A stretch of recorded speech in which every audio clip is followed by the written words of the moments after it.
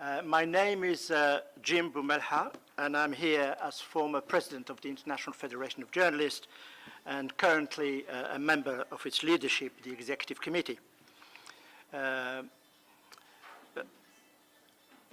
We are getting back after COVID, trying to be normal, and it's not very easy. So this is very much like a hybrid meeting, because some of the people who should have been here couldn't come. There are two people that would have spoken here, but they have sent videos. So I hope that you will bear with us and you listen to what they've got to say. With me, I will introduce first the Deputy General Secretary of the International Federation of Journalists, so he's our official in Brussels, Tim Dawson. And among the people who are here to address you, Nasser Abu Bakr. He is the president of the Palestinian Journalist Syndicate, Ilora Chaudhry, and she is senior counsel at the International Center for Justice for Palestinians based in London, and with her is her colleague, Johnson Purcell. Now, today is the one-year anniversary, almost to the day. Yesterday was the anniversary, when we submitted our communication to the ICC Prosecutor General, Karim Khan in The Hague, requesting that he opens an investigation according to his obligations under Article 15 of the Rome Statute into the murder of Shireen Abu Akleh and the attack on her colleague Ali Samoudi and Shata Hanesha.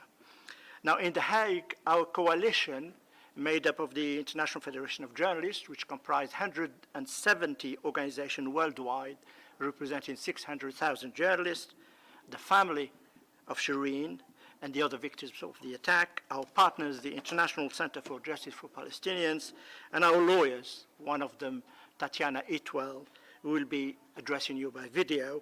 We were full of hope that our request would be dealt with pretty quickly, and we were doing the right thing to obtain justice for Shireen. Today, we're still waiting, but we haven't lost hope. Shireen was our member, and she was a member of our affiliate, the Palestinian Journalist Syndicate, and with her union and her employers, we were responsible for her safety. And I don't need to tell you, you must have seen how the murder of Shireen has captured for many months the attention of dozens of international institutions and agencies, politicians, celebrities, labor organizations, governments, perhaps millions of ordinary people. The list is endless. And her murder became the emblem of the targeting of all the Palestinian journalists by the Israeli forces, which has been going on for decades and has gone unpunished for far too long. Something we protest daily, relentlessly, and we are fully committed to never stop exposing the shameful failure of the authorities concerned to properly investigate and prosecute her killers. All these murders and hundreds of attacks are well documented. The long list of the circumstances surrounding the killing are available in minute detail. And in every of these cases, the soldier or the police officer or the border guard who pulled the trigger, their superiors who gave the orders, the politicians who make the excuses, they all manage to escape scrutiny and the force of law. And when we scrutinize every case in the list of killed journalists, according to the Palestinian Syndicate, about 40 since 2000, a list put together by their organization of journalists themselves, in this case, the syndicate here represented by its president, you will find that nobody has been held to account. And you can imagine the amount of courage and dedication to reporting the truth that journalists, photographers, and camera crew need every day to stand in front of the Israeli guns to do their jobs as journalists. And for decades, we have been pressing the Israel authorities to abide by international standards and also to recognize Palestinians as journalists. And this call still remains unheard as successive Israeli government continued for years to shirk their responsibilities. And it is finally the ruling by the judges of the pre-trial chamber, the ICC, that Palestine is a state party to the Rome Statute, which opened the door for us and for the Palestinian Syndicate. Historic turning point. We know pretty well that this may not be a straightforward undertaking, but we will continue campaigning until these cases are put in front of the International Court. And I don't need to tell you that there are plenty of cynical voices telling us we shouldn't put faith in these institutions. We don't agree with them.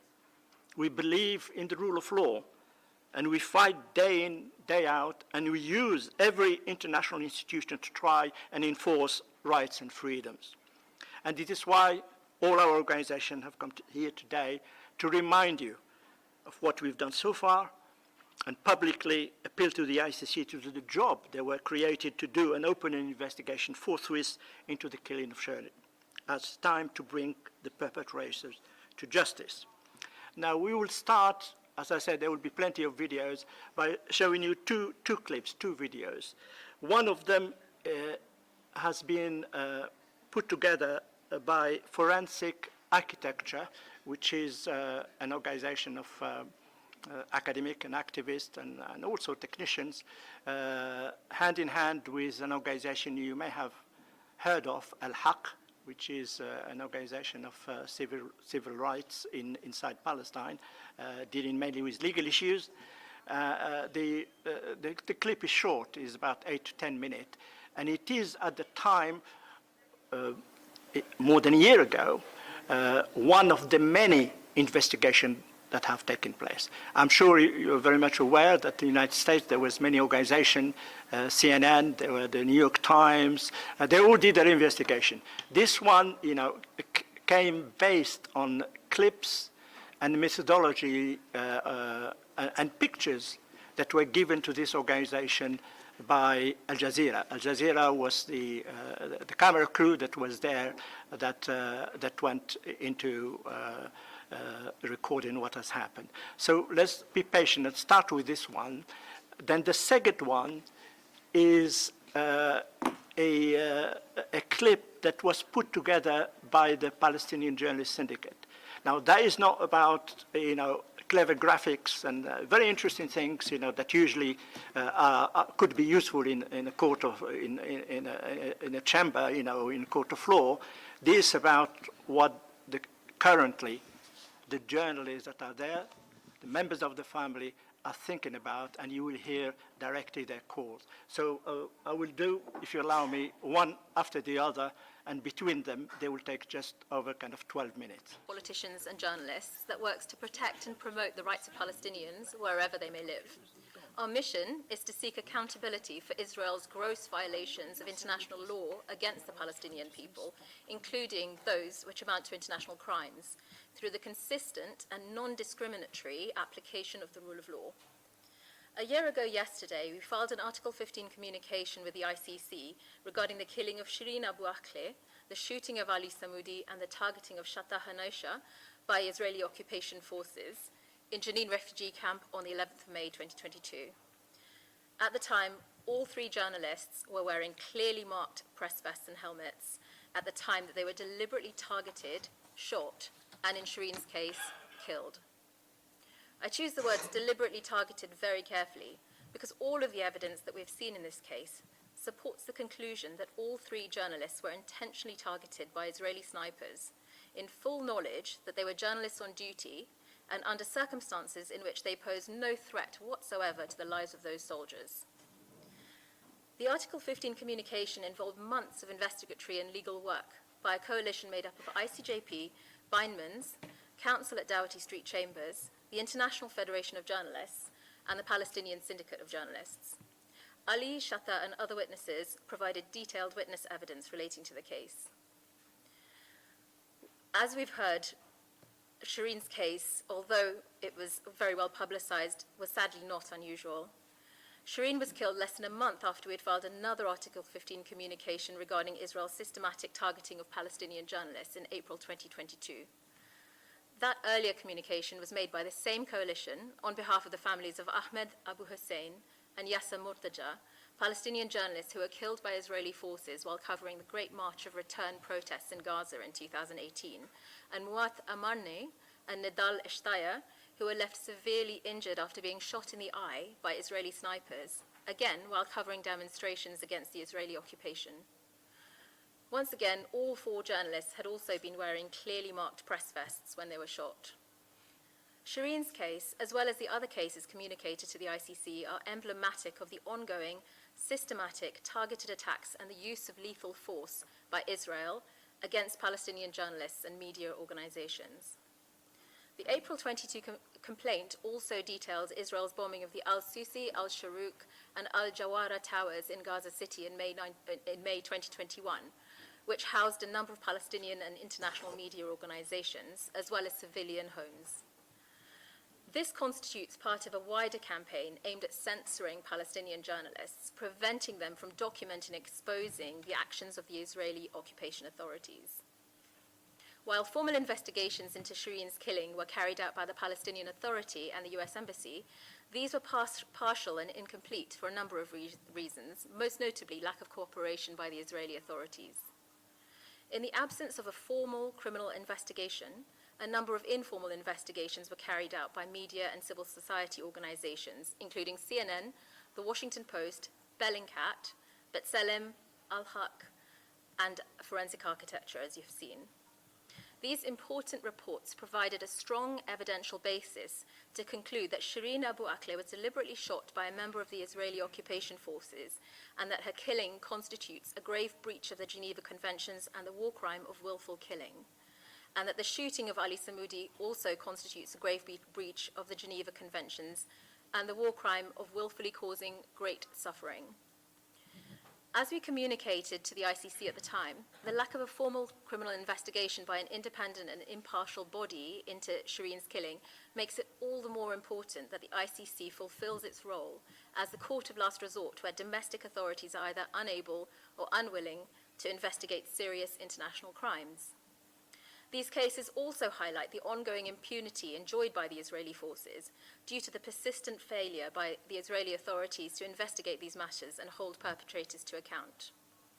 Since Shireen was killed in May 2022, the situation facing journalists in the OPT has only deteriorated.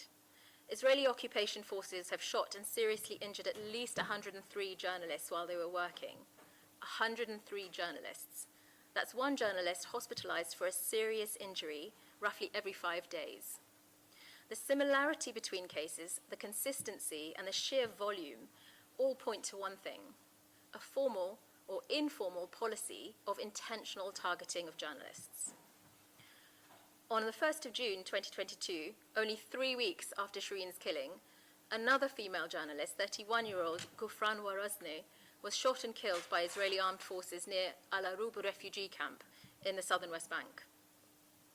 Shireen was not the first, and she will not be the last. These killings will keep happening unless there is justice and accountability, which requires meaningful intervention from the ICC.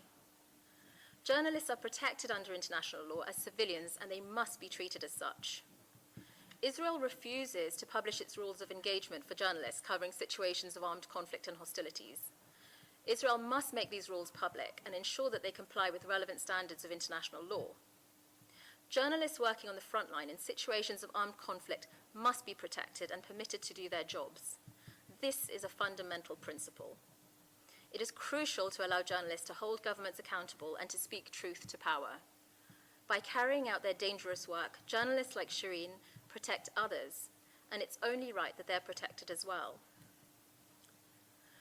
Over a year on from our submission, we still have not received a substantive response to any of the complaints that we've made. Despite writing repeatedly to the court to request updates and follow-up meetings, we're still waiting. To our knowledge, they have not initiated contact with the victims or witnesses named in our communication, nor have they responded to other organizations making submissions in Shireen's case. Frustratingly, this reluctance to act seems to be exclusive only to Palestine. Prosecutor Khan has already visited Ukraine at least 5 times this year. Only last week, the ICC announced that it had opened a representative office in Kiev. In March, the ICC issued an arrest warrant for President Vladimir Putin for the alleged transfer of Ukrainian children from occupied areas of Ukraine to Russia. It is heartening to see that the ICC is capable of taking swift and robust action when it is minded to do so. However, Israel has long been engaged in the practice of transferring Palestinian children to prisons in Israel in violation of international humanitarian law. and yet no action has been taken by the ICC prosecutors to seek accountability for Palestinian children. This practice of double standards will only serve over time to discredit the ICC in the eyes of the international community by treating some victims as more worthy than others. Political expediency should never take precedence over universal norms of international law. In 2021, Palestinians finally had a glimpse of hope. Fatou Bensouda, former ICC prosecutor, announced an investigation into the situation in Palestine. For the first time in decades, Palestinians felt that justice and accountability was within their reach. They felt that those responsible for crimes against them would no longer bask in a sense of invincibility. But as quickly as this hope came, it vanished. Lack of engagement by the ICC has caused Palestinians to lose faith again in the international legal system and the institutions that provided a glimmer of hope. Since the creation of the State of Israel, the impunity of Israelis has come at the expense of the Palestinian people and their fundamental human rights. This impunity has been granted and then affirmed over and over again. Many losses have been entailed on the Palestinian side, forming a cruel collective memory for the Palestinian people everywhere. Today, it is more important than ever that justice is delivered to the Palestinian people promptly and accountability upheld without further delay. سادة ممثلي الدول في مجلس حقوق الإنسان، وأعتبر أن هذا الحضور الكبير من ممثلي دول العالم في هذه الجلسة أن قضية شيرين أبو عاقلة لا زالت في الضمير الإنساني، وأن العالم يريد تحقيق العدالة لشيرين، وهو ما نسعى له كنقابة صحفيين واتحاد صحفيين دولي لتحقيق العدالة إلى شيرين. لكن السؤال إلى متى يبقى النائب العام للمحكمة الجنائية الدولية السيد كريم خان يماطل بإجراءات التحقيق، وما هو الدور المطلوب من دول العالم وممثلين مجلس حقوق الإنسان السادة الحضور للضغط على السيد كريم خان لتسريع إجراءات التحقيق. وأود أيضا التأكيد على المبادئ الأساسية التي تعمل بها نقابة الصحفيين الفلسطينيين والصحفيين الفلسطينيين في الميدان. أولا، نحن نحترم وننفذ القانون الدولي والقانون الدولي الإنساني، ونحترم وننفذ مبادئ ومعايير الاتحاد الدولي للصحفيين الذي هو مظلة كل الصحفيين حول العالم. على هذا الأساس نتبع مسألتين خلال عمليات التغطية كصحفيين فلسطينيين. أولا، يتحرك الصحفيين جماعات يتحركوا مع بعضهم البعض لحماية أنفسهم من الاحتلال، ويلبسوا لباس الصحافة الواقي من الرصاص والمتفجرات من أجل الحفاظ على سلامتهم. لكن كل هذا لم يمنع الاحتلال الإسرائيلي من ارتكاب جرائم ضد الصحفيين الفلسطينيين وضد عدد من الصحفيين من العالم الذين عملوا في فلسطين. وهنا أذكر الرقم الذي منذ عام 2000 حتى هذا اليوم قتلت سلطات الاحتلال الإسرائيلي في فلسطين 55 صحفيا، منهم صحفيان 2 من إيطاليا، منهم رافائيل تشاريلو، وصحفي من فرنسا إصابته خطيرة، وصحفي من الولايات المتحدة قتل، وصحفي من بريطانيا أيضا قتل برصاص الاحتلال في مدينة رفح في قطاع غزة. هذا عدد الشهداء الذين قتلهم الاحتلال الإسرائيلي. وبالمناسبة منذ عام 67 حتى هذه اللحظة لم يصاب أي صحفي إسرائيلي في الأراضي الفلسطينية المحتلة من طرف أي فلسطيني. لم يقتل أي صحفي ولم يصاب أي صحفي إسرائيلي يعمل ويغطي الأحداث في الأراضي الفلسطينية حتى هذه اللحظة. ونحن في نقابة الصحفيين نعتبر أن الاعتداء على أي صحفي في العالم، وهذا من مبادئنا، هو اعتداء على الصحفيين الفلسطينيين. أما عدد الجرائم والانتهاكات والاعتداءات التي أحصتها نقابة الصحفيين، وهنا أذكر أن نقابة الصحفيين تصدر تقريرا للحريات سنويا مطلع كل عام نصدر تقرير سنوي فيه عدد الانتهاكات والإصابات، ولا أيضا نستعرض الانتهاكات الداخلية في فلسطين، ولكن الجرائم هي ترتكب من الاحتلال الإسرائيلي. أكثر من 9,000 اعتداء وجريمة وانتهاك ارتكبتها قوات الاحتلال الإسرائيلي منذ عام 2012. هذا عدد مذهل إذا قسمناه على عدد ال 11 سنة، بمعدل من اعتداءين إلى 3 اعتداءات يوميا على مدار ال 11 سنة ضد الصحفيين الفلسطينيين. وأيضا إذا قسمنا ال 55 صحفي على مدار 23 صحفي، عمليا كل سنة في جريمتين يرتكبن بحق الصحفيين الفلسطينيين. العام الماضي قتلت شيرين أبو عاقلة، وقتلت أيضا الشهيدة الصحفية غفران وراسني. علي سمودي زميلنا اللي كان مع شيرين أصيب 9 مرات. نحن نريد أن تتحقق العدالة لشيرين، ونريد أن من المحكمة الجنائية الدولية التي تقدمنا بشكوى لها في 20/9 العام الماضي 20 سبتمبر أن تبدأ إجراءات التحقيق. حتى الآن ما تسلمناه من مكتب النائب العام هو فقط رسالة موجهة للمحامين أننا استلمنا الشكوى ونفحص يعني ملف الشكوى. هذا ما تسلمناه في تاريخ 6 ديسمبر الماضي، ومر على القضية اليوم أكثر من سنة ولا يوجد أي إجراءات تحقيقية على الأرض. إسرائيل رفضت التحقيقات حتى الداخلية، وقالت أن الجريمة لا ترتقي إلى أن يتم تحقيق فيها. هذه الجريمة التي هزت الرأي العام والمجتمع الدولي لا ترتقي أن تكون جريمة يحقق بها جيش الاحتلال الإسرائيلي. جرت 6 تحقيقات من كبرى وسائل الإعلام، منها CNN والBBC والجزيرة والنائب العام الفلسطيني، وباطلاع من الولايات المتحدة الأمريكية، وكلها أكدت أن الرصاصة والسلاح الذي استخدم لا يستخدمه إلا الجيش الإسرائيلي، نوع الرصاصة ونوع السلاح، وكلها قالت أن الاحتلال هو من قتل شيرين. والنائب العام يقول حتى الآن هذه الجريمة تحتاج إلى فحص. نحن نريد أن يفحصوا ويقوموا بدورهم القانوني، لكن يجب أن يبدأوا بإجراءاتهم القانونية، وإلا كيف نحمي كل الصحفيين الأحياء؟ نحن لدينا 3,000 صحفي وعندنا 9,000 جريمة واعتداء، يعني بمعدل أيضا كل صحفي يعمل في فلسطين أصيب 3 مرات، عايش أو ميت، كله تعرض إلى الاعتداءات الإسرائيلية. نحن نقول أن هذه الحرب الواسعة التي تخوضها سلطات الاحتلال الإسرائيلي، ومنها منذ قتل شيرين حتى اليوم 103 اعتداءات بإطلاق الرصاص. وأنا أقول إطلاق الرصاص هو محاولة لقتل صحفي، يعني جرت بعد قتل شيرين 103 محاولات احتلالية إسرائيلية بالرصاص لقتل حوالي 103 صحفيين فلسطينيين. هذا عدا عن الجرائم الأخرى.